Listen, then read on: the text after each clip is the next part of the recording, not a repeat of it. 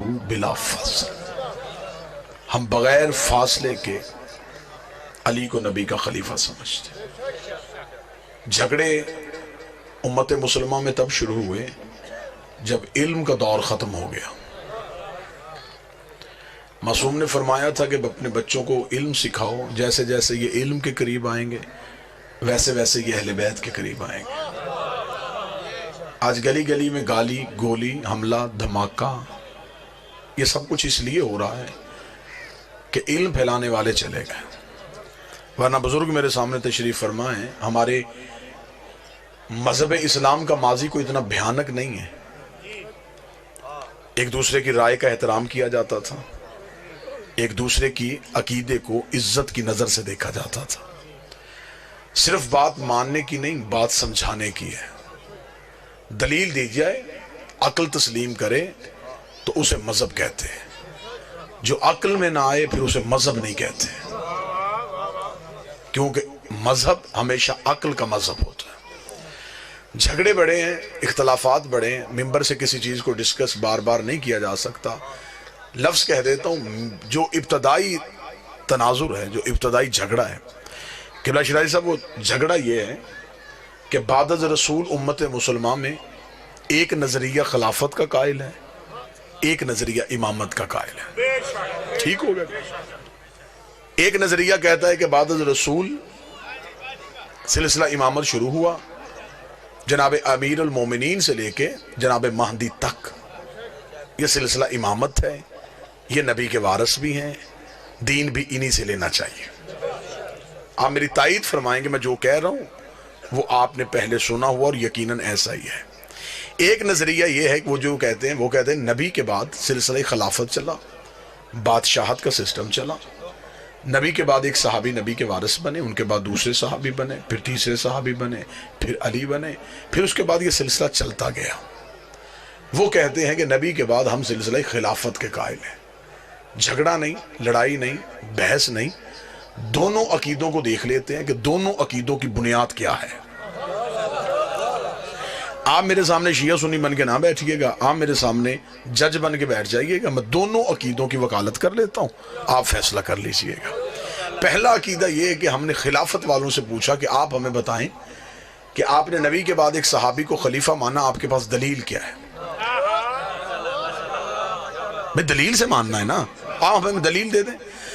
انہوں نے کہا دلیل ہمارے پاس یہ ہے کہ نبی جاتے ہوئے کسی کا اعلان نہیں کر کے گئے تھے، نبی کسی کو نومینیٹ، کسی کو نامزد نہیں کر کے گئے تھے۔ بعد از رسول مسلمان پریشان ہو گئے کہ اتنا بڑا دین ہے بغیر وارث کے کیسے چلے گا، لہٰذا مہاجرین اور انصار مدینہ کے باہر ایک جگہ سقیفہ بنی سعدہ میں اکٹھے ہو گئے۔ وہاں پہ انہوں نے آپس میں مل کے مشورہ کیا کہ اب نبی کا وارث کسے بنائیں۔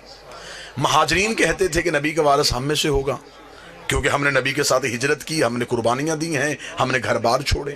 انصار کہتے تھے تم نے گھر چھوڑے، ہم نے گھر دیے، تم نے کاروبار چھوڑے، ہم نے حصہ داری دی ہے، لہٰذا نبی کے بعد زیادہ حق ہمارا بنتا ہے۔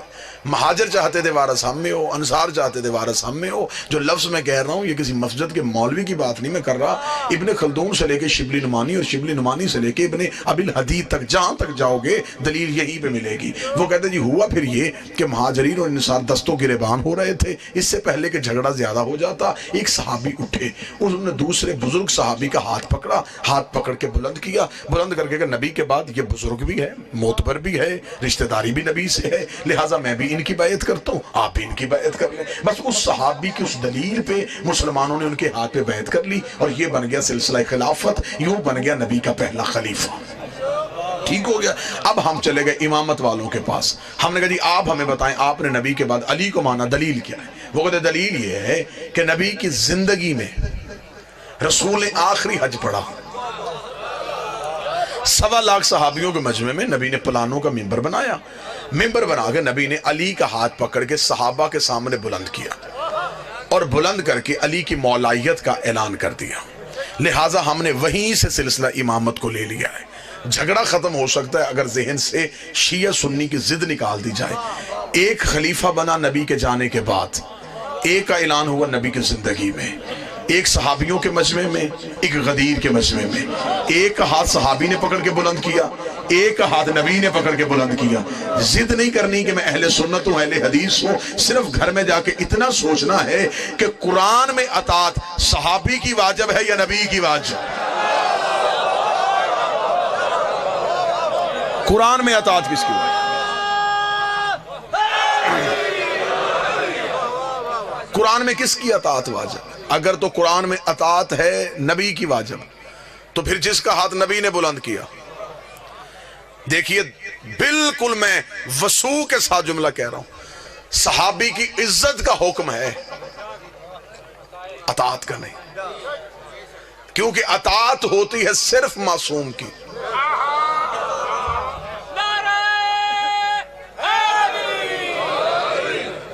صحابی کی عزت کی جا سکتی، عزت کرنی بھی چاہیے، لیکن اطاعت صرف اور صرف معصوم کی ہوتی۔ اب اطاعت معصوم ہمیں غدیر سے نظر آ رہی ہے۔ پھر دوسرا دیکھیے المیہ کیا ہوا کہ خلافت والوں کے ہاں ہر خلیفہ کے جانے کے بعد اصول بدلا۔ میں بڑا سمجھا کے بات کروں گا۔ مثلا پہلا خلیفہ اجماع سے بنا، ووٹوں سے بنا، جب دوسری خلافت آئی پھر ووٹیں نہیں، پھر پہلے نے دوسرے کو نامزد کر دیا، جب تیسری خلافت آئی پھر دوسرا اصول بھی ٹوٹ گیا، پھر ایک کمیٹی بن گئی، کمیٹی نے مل کے فیصلہ کیا۔ اس کا مطلب کہ ہر خلافت میں اصول بدلا۔ اگر اجماع ٹھیک تھا پھر نامزد کیوں کیا گیا؟ اگر نامزد ٹھیک تھا پھر کمیٹی کیوں بنی؟ امامت والوں کے ہاں اصول نہیں بدلا۔ کسی امام کے جانے کے بعد اس کے 18 بھی بیٹے تھے، تلواریں نہیں نکلی، کیونکہ انہیں پتا تھا کہ امام ہم نے نہیں بنانا، امام اللہ نے بنانا، لہذا اللہ جس کی امامت کا اعلان کرے گا ہم نے صرف اس کو ماننا ہے۔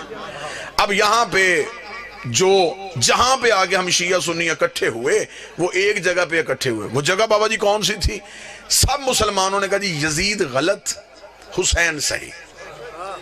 کوئی مسلمان کسی بھی مکتب سے ہو اس نے یزید کو صحیح نہیں کہا، اس نے کہا حسین صحیح تھے، یزید غلط تھے۔ مجھے معاف کر دیجئے گا، میں مہمان ہوں آپ کا، سوائے مذہب آل محمد کے کوئی یزید کی خلافت کو غلط کہہ نہیں سکتا، سوائے علی ولی اللہ پڑھنے والوں کے کوئی ثابت ہی نہیں کر سکتا کہ یزید کی خلافت غلط ہے۔ آپ مجھ میں دلیل مانگے، میں ممبر سے دلیل دیتا ہوں۔ مسلمانوں کے ہاں خلافت کے جتنے اصول تھے، یزید کے پاس وہ سارے اصول تھے، یزید کے پاس وہ سارے اصول تھے۔ مسلمانوں کے ہاں خلافت کا پہلا اصول ہے کہ امت اکٹھی ہو کے کسی کے ہاتھ پہ بیعت کر لے، اسے خلیفہ بنا دیا جاتا ہے۔ اس کے پاس یہ اصول بھی تھا، اس نے دنیا کے 3 حصوں سے اپنی بیعت لے لی تھی۔ اس کا مطلب اس کے پاس اجماع تھا۔ خلافت والوں کے پاس دوسرا اصول ہے کہ پہلا جاتا ہوا نامزد کرتے خلیفہ ہو سکتا ہے، اس کے پاس یہ اصول بھی تھا۔ اس کا باپ جاتا ہوا اسے نامزد کر کے گیا تھا۔